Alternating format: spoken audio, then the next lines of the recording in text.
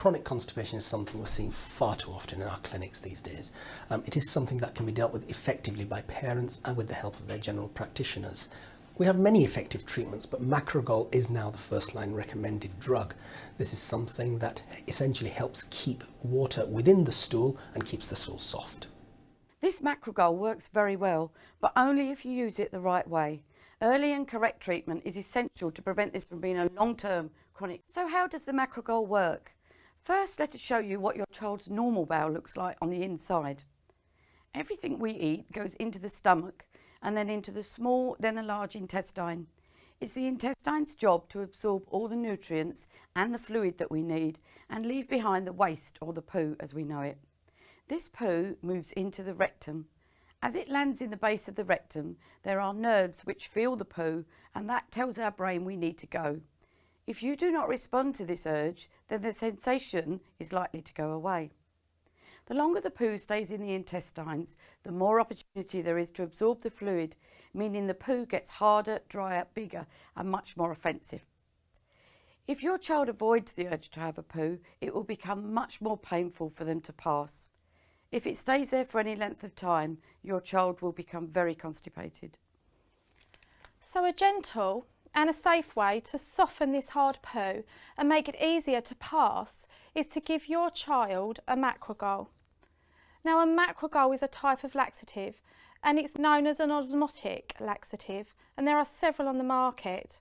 Now, in each sachet there is a powder that you mix with water and then you drink it. So this water and Macrogoal mixture passes through the gut without being absorbed, so the water remains in the poo and is not absorbed by the body.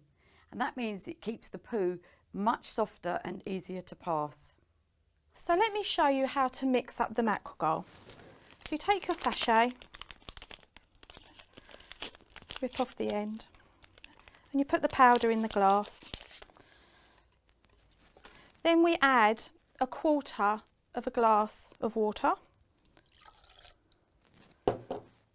and then we stir it. It does start off cloudy, but eventually it will go clear. Once this is clear, you can then flavour it by adding it to anything that your child likes to drink. A series of pictures of different types of poo and has become a standard way of describing poo and just judging how well the Macrogoal is working.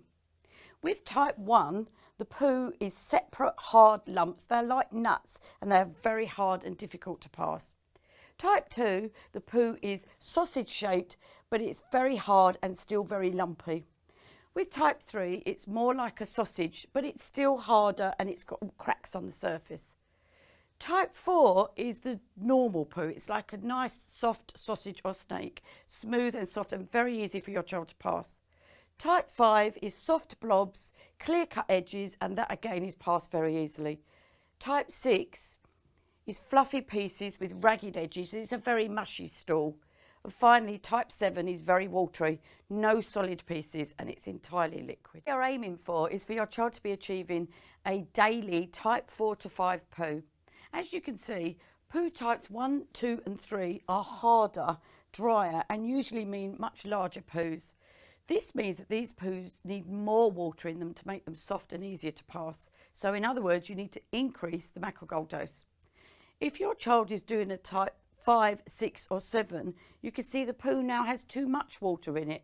So the Macrogoal dose needs to be decreased in order for the poo to be just a little bit more formed and for the child to have a bit more control, as with type 4.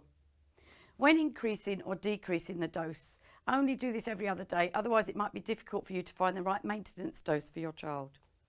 Many parents tell us that when they started taking the Macrogoal, the poo became very runny and they thought that the child had diarrhoea, so they stopped giving it. Whatever you do, please do not stop the Macrogoal. Remember that this adds water to the poo, so this runny poo is not diarrhoea, it is poo with Macrogoal in it. So if it becomes too runny, just reduce the dose. If it gets a bit harder again, or your child does not pass their daily poo, then increase it. Aim for your child to be passing a poo every day. Now, if the constipation has been going on for some time, it can lead to overflow soiling, or commonly known as sneaky poo. And this is what we are discussing next. We said earlier that just one painful poo for your child can make them frightened to do a poo again. This means they often hold in the poo by tightening the muscles around the anus to keep it closed, which puts off the urge to poo. Over time, this poo will build up in the child and it will become much more difficult and much more painful to push out. This build-up of poo is called fecal impaction. Over time, this build-up of poo causes the rectum to stretch, reducing the urge that the child needs in order to do a poo. This poo will just get bigger and harder and eventually will push open the rectum, which normally acts as a special door to keep all your poo inside. This means that softer poo from above this blockage can leak around the edge and it will leak into the child's underwear.